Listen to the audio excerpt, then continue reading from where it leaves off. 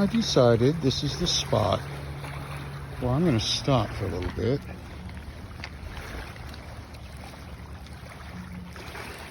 And rock out. It seems only apropos since I am surrounded by rocks. All alone. And if you listen carefully, you can still hear them in the longboats chanting.